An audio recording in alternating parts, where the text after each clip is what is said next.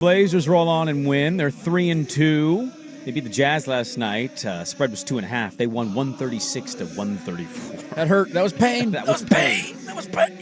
That was pain, but also pleasure. Yes. Despite a bad first quarter start defensively, the Jazz got off to a good start. They also shot 1,000,000 free throws, I feel like. What was the total here? They shot 49 free throws. That is way too many free throws for an NBA game. Investigate that situation. That should be illegal. Yeah, it was ridiculous. Some of that came at the end, too, because you had like 15 straight seconds of the up by 3 foul, up by 3 foul. Yeah. The last 15 seconds of that game, I think, took 45 minutes. It usually does, but... too many timeouts. Can we cut down on NBA timeouts? That's a takeaway I have every time I watch an NBA game. They did. They only can carry 2 into the last 2 or 3 minutes. You should get 2.5.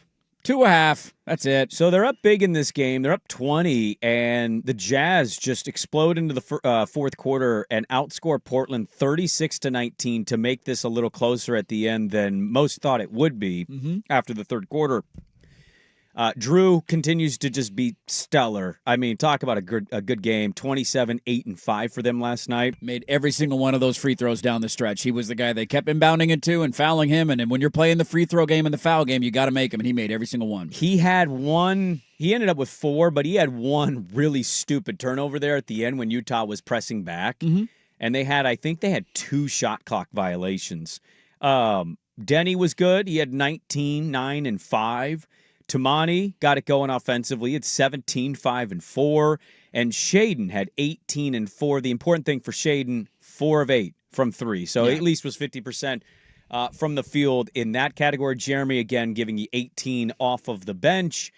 I guess I'll ask you, what did you like about last night, or what did you notice about last night? Because I have a couple notes that I took down. I thought Lamar Hurd brought up a good point at the end of the game where he was talking about just the veterans that you have on your roster being able to withstand a moment like that. Like that thing was slipping away. You had a 20-point lead, and just slowly but surely you're looking up like, wait, now it's down to 15. Now it's down to 12. Now it's down to 10. Now it's down to 9. And it just kept slipping away, and having guys like Jrue Holiday that could handle moments of pressure. And he wasn't perfect the entire fourth quarter. To your point, there were some turnovers in there. And offensively, they just got a little clunky. They weren't knocking down some open shots. They missed some opportunities. And Utah just got hot. Like, that's going to happen in an NBA game, but him to be able to withstand that and to kind of steady the ship a little bit and find a way to get a win. It doesn't really matter what the final score is, even though I bet the 2.5 would have been nice if they covered. For them to take the next step, I feel like I don't know how many bad teams there will end up being at the end of the year in the NBA. But I want to say, like, if you just play with intensity and effort, there's like 15 to 20 automatic wins on your schedule with your base level of talent. Like, you're just better than Utah, and you should win this game. There's a handful of teams around the league that if you just bring it, you're going to beat them, whether you have a perfect night or not. Last night was by no means perfect. They gave up 134. They gave up 43 in the first quarter. A lot of that was at the free throw line. But to steady the ship and find a way to not let it slip totally and get a win, I thought was big. And then the other takeaway that I had, outside of Shaedon knocking down some threes, which was nice to see, we figured he'd have a game at some point where, all right, the ball starts falling and maybe this gets him rolling back in the right direction. I just continue to go back to the thought about the big offseason trade that took place and how much of an upgrade the new guy has been over the old guy. And it's not even close in my mind. Anthony Simons was a good scorer, but we always knew about him when he wasn't on offensively. There was nothing else that he was doing to impact a basketball game. I don't know how long Jrue Holiday can keep this up. I don't know how many more years Jrue Holiday can do this for. He's been outstanding for them early and without a doubt a massive upgrade over what they had in Anthony Simons. Tiago Splitter gave an update. Shaedon Sharpe banged up, it turns out. Here's Tiago Splitter on Shaedon.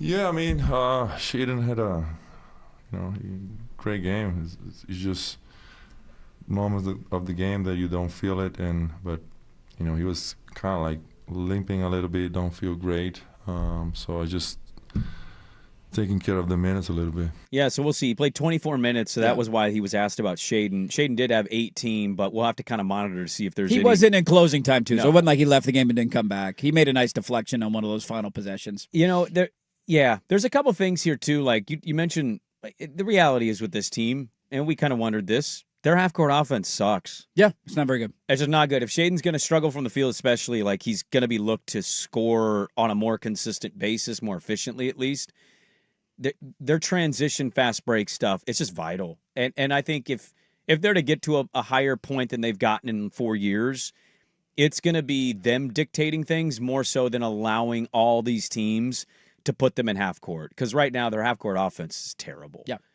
You don't feel very good about it. Now, what I liked about Splitter, a couple things. I liked that Splitter is willing to roll the dice with lineups that make me go, what? I saw Blake Wesley, Wap Reith, Shaedon Sharpe, Ryan Rupert lineup out there last night. I'm like, okay. All right, let's get spicy here. Chauncey was willing to play young guys as well, but I like flexibility, and I really do. This is not I'm going off the sample size thing here. I kind of do feel like they've upgraded in coach from certain angles of the game, and so we'll continue following that. And I loved that he just said, I gave Young his 4 minutes. He's not ready. No. He should be in the G League. Here you go, Wap. And he put Reith in there. And when do they make that call full time? When do they just say, you need to go play 20 minutes a night and just get as many reps as possible? Watch for tomorrow, because I assume if Young is not called down to the G League, which we haven't had anything, so I assume he's going to play tomorrow, it's going to be similar rotations, but I don't expect anything to change for Young, because I think a lot of this is overwhelming for him. He's not ready. Nope. And tomorrow he faces the real Jokic and the only Jokic. So let's remove the Chinese part of that and just say there's only one Jokic. Okay? Now, that being said, I do love flexibility and willingness to say, this dude is a minus player. Let's change it up. Right? In a night where you win, and you did blow a little bit of it, for the most part, everybody's a plus player. You have some minuses on the board. I just feel like Young is the most minus of the players. Yeah, there's not a lot there when he's on the floor. It's just about trying to get his feet wet, but he's going to have to learn on the fly, and that's not easy to do in the NBA. So lineup flexibility, I love it. I have loved watching their tempo stuff. I'm like every other Blazer fan out there. I cannot wait to see Scoot with this group. That's the biggest bummer for me early in the year, man. Him instead of Blake Wesley would be a lot of fun, and especially in the half court. I think he can help tremendously. And we'll have to kind of wait to see if Shaedon doesn't play tomorrow. I don't know if I'll be shocked based on hearing that from Splitter and the way that they do rest in the NBA, but it'd be a bummer because they play Denver. Yeah. And that should be, that looks on paper to be a fun test. It's a fun little Friday night game at home. Anything else? No, you win the games you're supposed to win, man. Yeah. That's how you take the next step as a franchise. That was a game you were supposed to win. You almost blew it, but you didn't. Almost doesn't count, and you got to win, and you're above 500. Denver tomorrow, a Halloween special.